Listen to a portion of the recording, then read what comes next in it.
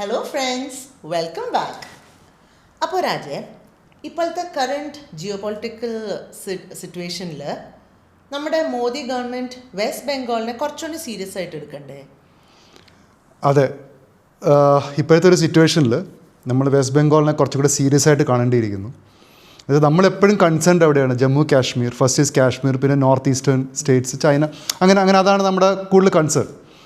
പക്ഷേ ഞാൻ പറഞ്ഞു വെച്ച് കഴിഞ്ഞാൽ ഇപ്പോഴത്തെ ഒരു ജിയോ പൊളിറ്റിക്കൽ സിനാരിയോ, ഇന്ത്യയുടെ നെയ്ബർഹുഡൊക്കെ വെച്ച് നോക്കുമ്പോൾ V should be very much concerned about west Bengal and it's borders. എന്ന് വെച്ചാൽ വെസ്റ്റ് ബംഗാളും ബംഗ്ലാദേശുമായിട്ടുള്ളൊരു ബോർഡർ എന്ന് വെച്ച് കഴിഞ്ഞാൽ പലയിടത്തും ഫെൻസ്ഡ് അല്ല, ഓപ്പൺ ആണ്. അതിൻ്റെ ഒരു ജിയോഗ്രഫി അങ്ങനെയാണ്, വെരി ഡിഫിക്കൾട്ട്.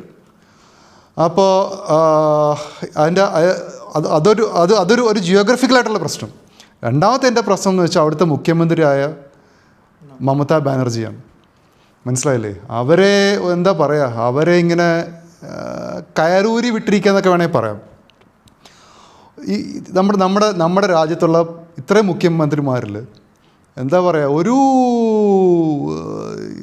ഒരു പ്രത്യേക രീതിയിലുള്ളൊരു സ്ത്രീയാണ് അവർ. ഞാൻ അങ്ങനെ പറയാൻ കാര്യം എന്താണെന്ന് വെച്ച് കഴിഞ്ഞാൽ അവരെന്ത് ചെയ്യുന്നെന്നോ അവരെന്തിനെ പറ്റിയിട്ടാണ് അവരെന്താണ് അവരുടെ ഉദ്ദേശമെന്നോ ആർക്കും അറിഞ്ഞുകൂടാ. ഞാനൊരു കുറച്ച് ഇൻസ്റ്റൻസ് പറയാം. അറിയാമല്ലോ, ED റെയ്ഡ് നടന്നുകൊണ്ടിരുന്നു. നിങ്ങൾ കണ്ടിട്ടുണ്ടോ ന്യൂസിൽ? പലയിടത്ത് ED റെയ്ഡ് നടത്തി. ഈ ലേഡി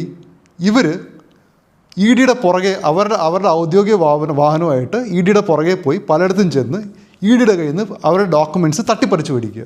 എവിടെയെങ്കിലും നിങ്ങൾ കേട്ടിട്ടുണ്ടോ? EDയുടെ കയ്യിൽ നിന്ന് ഒരു മുഖ്യമന്ത്രി ഫുൾ ഫോഴ്സുമായിട്ടാണ് പോകുന്നത്. മനസ്സിലായില്ലേ? സ്റ്റേറ്റിൻ്റെ DGP എല്ലാവരുമായിട്ട് അവിടെ ചെന്നിട്ട് ഇവരെ പേടിപ്പിച്ച് ഇത്ര ഒരു പോലീസ് ഫോഴ്സ്. അപ്പോൾ ED എന്ന് പറഞ്ഞു കഴിഞ്ഞാൽ മാക്സിമം പോയി എത്ര ആൾക്കാരുണ്ടാവും? 4-5 ആൾക്കാരുണ്ടാവും. ഇവരെ പേടിപ്പിച്ച് അവരുടെ എന്തിനാ ഡോക്യുമെൻറ്റ്സ് തട്ടിപ്പറിക്കുക. എന്നിട്ട് അവരടുത്ത് പറയാം, നിങ്ങൾ ഇവിടുന്ന് പോകണം, അല്ലെങ്കിൽ നിങ്ങൾക്കെതിരെ ഞങ്ങൾ കേസെടുക്കും. ഇങ്ങനെ എന്താ പറയുക, ഭീഷണിപ്പെടുത്തല്ല. ദാറ്റ് ഈസ് എഗൻസ്റ്റ് നമ്മുടെ ഒരു ബുള്ളിങ് മാത്രമല്ല, നമ്മുടെ ഒരു എന്താ പറയുക, നമ്മളെ ഒരു ഭരണഘടനയ്ക്ക് ഒരു ഭരണഘടന തരുന്ന ഇതിന് എഗൻസ്റ്റ് അല്ലേ ഇത്? നമ്മുടെ ഒരു ഗവൺമെൻറ് ED എന്ന് വെച്ച് കഴിഞ്ഞാൽ ഒരു ഗവൺമെൻറ് ഓർഗനൈസേഷനാണ് അല്ലേ? അവർക്ക് അവരുടെ ജോലി ചെയ്യേണ്ടിരിക്കാൻ പറ്റും. ഇവർ അതിൻ്റെ പുറകെ നടന്ന് വണ്ടി എടുത്ത് അവിടെ പോവുക, അവരുടെ ഡോക്യുമെൻറ്റ് തട്ടിപ്പറിക്കുക. ഇതൊക്കെ വല്ലയിടത്ത് കേട്ടിട്ടുള്ള കാര്യങ്ങളാണ്, ലോകത്തെവിടെയും കേട്ടിട്ടുള്ള കാര്യങ്ങളാണ്. അത് കണക്ക് എന്നെ ചേച്ചി ഈയിടെ വേറെ കാര്യം ചെയ്തു. സുപ്രീം കോടതിയിൽ SIRനെ പറ്റിയിട്ട് അറിയാമല്ലോ, ഇപ്പോൾ ഇന്ത്യയിൽ SIR നടന്നുകൊണ്ടിരിക്കുകയാണ്. അല്ല, ഏറ്റവും കൂടുതൽ കൺസേൺഡ് ആയിട്ടുള്ള ആൾക്കാർ വെസ്റ്റ് ബംഗാളും പിന്നെ കൺസേൺഡ് ആയിട്ടുള്ള ആൾക്കാർ ആരാണ്? ഇങ്ങനെ കൊച്ചു കേരളത്തിൽ നമ്മുടെ പിണറായി നമ്മുടെ ആൾക്കാരാണ് കൺസേൺ. എനിവേസ്, കേരളം വിട്.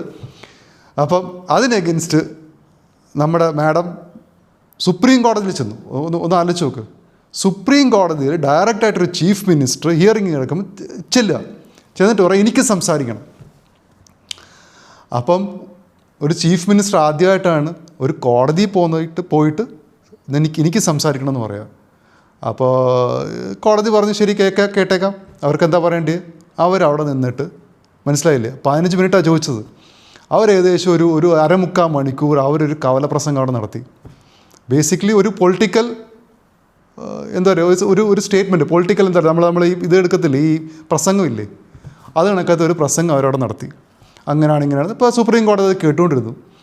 എനിക്ക് പിന്നെ ഒരു പേടിയുണ്ടായിരുന്നു, ഇതൊക്കെ കേട്ടിട്ട് സുപ്രീം കോടതി ഇനി ആദ്യമായിട്ടൊരു മുഖ്യമന്ത്രി വന്ന് ഇതൊക്കെ പറഞ്ഞില്ല, SIR നിർത്തണം എന്നൊക്കെ പറഞ്ഞില്ല എന്ന് വെച്ചിട്ട് ഇനി ഇതിനെങ്ങാണ്ട് സ്റ്റേ കൊടുക്കുമെന്ന്. എന്തായാലും എനിക്കൊരു സന്തോഷം ഉണ്ടായി. നമ്മുടെ ബഹുമാനപ്പെട്ട സുപ്രീം കോടതി പറഞ്ഞു, ഒന്നും പറഞ്ഞിട്ട് കാര്യമില്ല, SIR നടന്നേ പറ്റുള്ളൂ.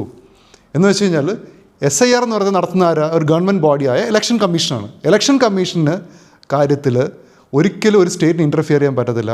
ഇലക്ഷൻ കമ്മീഷൻ അവരുടെ ജോലി ചെയ്തുകൊണ്ടിരിക്കുകയാണ്. അതിനെന്തിനാണ് നിങ്ങൾ ഇൻ്റർഫിയർ ചെയ്യുന്നത്? SIR നോക്കട്ടെ. SIRൽ ഇപ്പോൾ ആരെയും പിടിച്ച് പുറത്താക്കുന്നില്ല. SIRൽ നമ്മൾ ജസ്റ്റ് വെറ്റിംഗ്.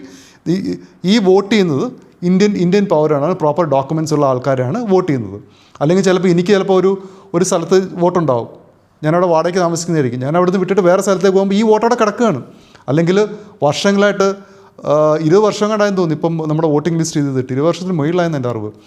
അപ്പോൾ എന്താണെന്ന് വെച്ച് കഴിഞ്ഞാൽ പല ആൾക്കാർ മരിച്ചു പോയിട്ടുണ്ടാകും. ഇവരുടെയൊക്കെ പേരിലൊക്കെ കള്ള വോട്ടുകൾ നടന്നുകൊണ്ടിരിക്കുകയാണ്. ഓക്കെ, എനിവേസ്, അതല്ല നമ്മുടെ ടോപ്പിക്ക്. ഇപ്പോൾ അതല്ല, ഈ മമതാ ബാനർജി എന്തുകൊണ്ടാണ് ഇത്ര പ്രശ്നം ഉണ്ടാക്കുന്നത് വെച്ച് കഴിഞ്ഞാൽ അവിടെയുള്ള വോട്ടിങ്ങിൽ ഏറ്റവും കൂടുതൽ വോട്ട് ചെയ്യുന്ന ആരാണ്? ബംഗ്ലാദേശികളാണ്. ഇവരിങ്ങനെ ഇങ്ങോട്ട് വന്നുകൊണ്ടിരിക്കുകയാണ്. ചേച്ചി അവർക്ക് ആധാർ കാർഡും ബാക്കിയുള്ള കാര്യങ്ങളൊക്കെ കൊടുത്തിട്ട് അവർക്ക് അതിൻ്റെ മുന്നിലേക്കുള്ളവർ ചിന്തിക്കില്ല. അവർക്ക് അവരുടെ ഇലക്ഷനിൽ അവർക്ക് മുഖ്യമന്ത്രി ആവണം.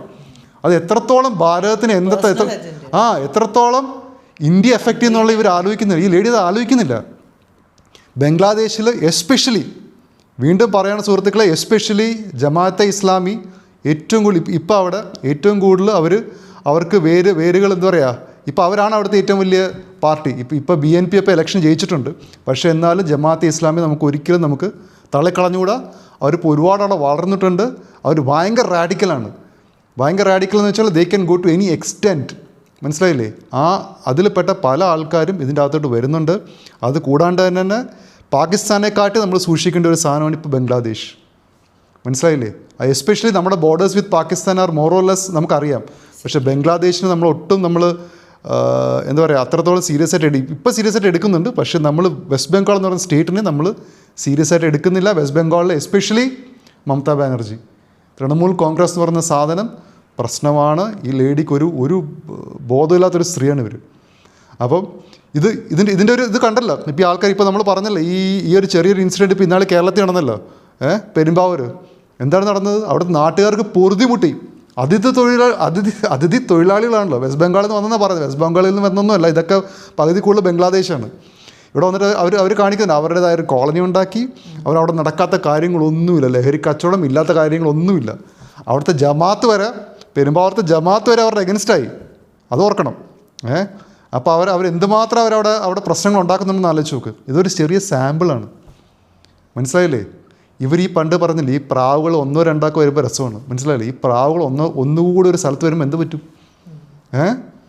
അവിടെ ഒരു ന്യൂസൻസ് അതിനെ കൊണ്ട് രക്ഷയില്ലാണ്ടാവും. അങ്ങനത്തെ ഒരു കേസ് കിട്ടാണ് ഇവർ. പിന്നെ വേറൊരു കാര്യം കൂടെ പറയാം. ഇപ്പം നമ്മുടെ എന്താ പറയുക, നമ്മുടെ ഇതിൻ്റെ യുഗമാണല്ലോ. നമ്മുടെ ഇൻസ്റ്റാഗ്രാമിൻ്റെയും ഫേസ്ബുക്കിൻ്റെയും സോഷ്യൽ മീഡിയയുടെ യുഗമാണല്ലോ. ഈ സോഷ്യൽ മീഡിയയിൽ ഇത് ഇവർക്ക് കൊടുത്താൽ മതി. ഇങ്ങനെ പ്രശ്നങ്ങളാണ് പറഞ്ഞു കഴിഞ്ഞാൽ ഇപ്പോൾ ബംഗ്ലാദേശ് നടന്നാലേ റിവോൾട്ട്, ഇവർക്കൊരു മുമ്പും പിന്നും നോക്കാനില്ലാത്ത ആൾക്കാരാണ്. മനസ്സിലായില്ല? അങ്ങനത്തെ ഒരു കൂട്ടങ്ങളാണ്. അവരുടെ നാട്ടിൽ, അവരുടെ രാജ്യത്ത് ഒന്നുമില്ല, പട്ടിണി പാവമാണ്. മനസ്സിലായില്ലേ? അപ്പോൾ അതെല്ലാം കൂടി ഇങ്ങോട്ട് കയറി വന്നിട്ട് ഇവിടെ റിവോൾട്ട് ഉണ്ടാക്കുകയും ആവശ്യമില്ലാത്ത പ്രശ്നങ്ങളുണ്ടാവും. അതുകൊണ്ട് ഇപ്പം ശ്രമിക്കുന്ന അല്ല, അത് മാത്രമല്ല, അവിടെ ഫെൻസ് ചെയ്യാൻ പോകുമ്പോൾ ഈ ലേഡി അവിടെ വെസ്റ്റ് ബംഗാൾ അവിടെയും പോയിട്ട് പ്രശ്നം ഉണ്ടാക്കുകയെന്ന് ഇവർ ഫെൻസ് ചെയ്യുന്നിടത്ത് അവിടെ ഫെൻസ് ചെയ്യാൻ പാടില്ല. ഇവരില്ലാത്തടത്ത്. പക്ഷേ എനിക്ക് മനസ്സിലാവാത്ത എന്തുകൊണ്ടാണ് മോദി ഗവൺമെൻറ് ഇവർക്ക് എഗൻസ്റ്റ് ഒന്നും പറയാത്തത്. എന്നാൽ അമിത്ഷായുടെ ഒരു ഹെലികോപ്റ്റർ ഇപ്പോഴല്ല, കുറച്ചാൾ മുമ്പ് ഒരു സ്ഥലത്ത് അവർ ഇറക്കാൻ സമ്മതിച്ചില്ല. അവർ ഇറങ്ങാൻ പാടില്ല. അമിത്ഷാ എന്നിട്ട് വേറെ സ്ഥലത്ത് പോയി ഇറങ്ങി വണ്ടി വള്ളമൊക്കെ പിടിച്ച് ഇങ്ങോട്ട് വന്നു. എന്നാൽ ആർട്ടിക്കിൾ 356 എന്ന് പറയുന്ന ആർട്ടിക്കിൾ ഇന്ത്യൻ കോൺസ്റ്റിറ്റ്യൂഷനിൽ എഴുതി വെച്ചിട്ടുണ്ട്. ഈ ആർട്ടിക്കിൾ 356 ഉപയോഗിച്ച് പ്രസിഡന്റ് വേണമെങ്കിൽ നമ്മുടെ സ്റ്റേറ്റ് ഗവൺമെൻറ് നമ്മുടെ സെൻട്രൽ ഗവൺമെൻറ് വേണമെങ്കിൽ ഇനിഷ്യേറ്റ് ചെയ്യാം ടു സസ്പെൻഡ്, അല്ലെങ്കിൽ ഇവരെ പിരിച്ചുവിടാം. ഞാൻ പറയുന്നതെന്ന് വെച്ച് കഴിഞ്ഞാൽ അവരൊരു പ്രാവശ്യം ചെയ്യണം. എന്താ മാത്രമല്ല ബാക്കിയുള്ള സ്റ്റേറ്റ്സിനൊക്കെ ഒരു ഇതാവുള്ളൂ, ഒരു പാടാവുള്ളൂ. അവരെന്താ സീരിയസ് ആയിട്ട് എടുക്കാത്ത എനിക്ക് അറിഞ്ഞല്ലോ. പിന്നെ വേറൊരു കാര്യം, ഇതിൻ്റെ കൂടെ ചേർത്ത് തന്നെ വായിക്കേണ്ട ഒരു കാര്യമുണ്ട്. നമുക്ക് അറിഞ്ഞുകൂടാത്ത വേറൊരു ടൈം പോകുമ്പോൾ നമ്മുടെ തൊട്ടടുത്തിരിപ്പുണ്ട് തമിഴ്നാട്. മനസ്സിലായത്? നിങ്ങളിപ്പോൾ പറയുമ്പോൾ നിങ്ങൾ വിചാരിക്കും ഇവനെന്തോ പറഞ്ഞതെന്ന്. പക്ഷേ അങ്ങനല്ല. വെസ്റ്റ് ബംഗാൾ കണക്ക് തന്നെ ഒരു ടൈം ബോംബാണ് തമിഴ്നാട്ടിൽ ഇരിക്കുന്നത്. മനസ്സിലായില്ലേ? ഇത് രണ്ടും എപ്പോൾ വേണമെങ്കിലും, മനസ്സിലായില്ല, ഒരു ഫ്രീഡം മൂവ്മെൻറ്റ് എന്നൊക്കെ പറഞ്ഞ് ഇപ്പോൾ പണ്ടത്തെ ഒരു പഞ്ചാബിലെ സിറ്റുവേഷൻ അറിയാമായിരുന്നല്ലോ. ഞങ്ങൾക്ക് വേറെ സ്റ്റേറ്റ് വേണം സെപ്പറേറ്റ്, അങ്ങനെ എപ്പോൾ വേണമെങ്കിൽ ഡിമാൻഡ് ചെയ്യാൻ പറ്റുന്ന ഭയങ്കര വോളട്ടൈലായിട്ടുള്ള 2 സംസ്ഥാനങ്ങളാണ് ഈ പറയുന്ന വെസ്റ്റ് ബംഗാളും ഈ പറയുന്ന തമിഴ്നാടും. തമിഴ്നാടിനെ പറ്റിയിട്ടുള്ള വീഡിയോ പിന്നെ ചെയ്യാം. അതിനെപ്പറ്റി സംസാരിക്കാൻ ഒരുപാടുണ്ട്. അപ്പം ഈ വെസ്റ്റ് ബംഗാൾ ആളുടെ ക്വസ്റ്റ്യൻ എന്ന് പറഞ്ഞാൽ ഞാൻ പറയുകയാണ്, ആർട്ടിക്കിൾ 370 വേണ്ടാന്ന് വെച്ച BJP സർക്കാരിന്, ഇത്ര ചങ്കൂറ്റത്തോടുകൂടി ചെയ്ത BJP സർക്കാരിന് ഇവരെ നിലക്കിറുത്താൻ എന്താണ് അവരുടെ പ്രശ്നം? കഴിയാഞ്ഞിട്ടല്ല, എന്താണ് അവരുടെ മനസ്സിലെന്ന് എനിക്ക് അറിഞ്ഞുകൂടാ. ബട്ട് ഇവരെ നിലക്കിറുത്തേണ്ട സമയം അതിക്രമിച്ചിരിക്കുന്നു. അത് ഇന്ത്യയുടെ ഭാവിക്ക് അത്യാവശ്യമാണ്. എസ്പെഷ്യലി ജമാഅത്തെ ഇസ്ലാമി കണക്കുള്ള ഒരു സംഘടന ബംഗ്ലാദേശിൽ പിടിമുറക്കിയ സാഹചര്യത്തിൽ we should be very careful. ഇവരകത്തേക്ക് വരുന്ന ആൾക്കാർ എങ്ങനെയുള്ള ആൾക്കാരെന്ന് അറിയാൻ പറ്റത്തില്ല.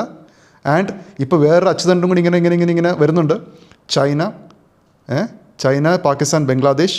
ഇത് മുൻകൂട്ടി കണ്ടുകൊണ്ട് നമ്മുടെ മുഹമ്മദ് അറിയാലോ, ഷെയ്ഖ് ഹസീനെ പറഞ്ഞു വിട്ടതിന് പുറകെ US ആണ്. ഷെയ്ഖ് ഹസീനെ പറഞ്ഞിട്ട് മുഹമ്മദ് യൂനിസിനെ അവിടെ കൊണ്ട് വെച്ചവർ. എന്നിട്ട് മുഹമ്മദ് യൂനിസ് ഈ ഇലക്ഷൻ മുമ്പ് അമേരിക്കയായിട്ട് ഒരു ട്രേഡ് ഡീൽ എന്ന് പറഞ്ഞിട്ട് ഒരു എഗ്രിമെൻ്റ് ചെയ്തിട്ടുണ്ട്.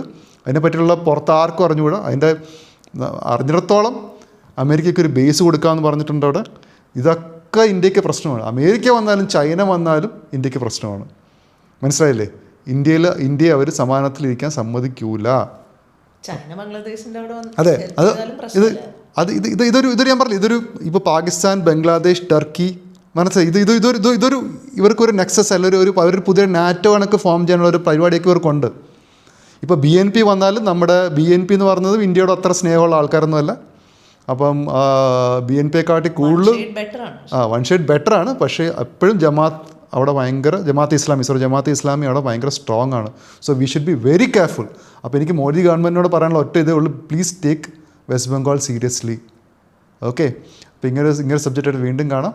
Take care, bye bye.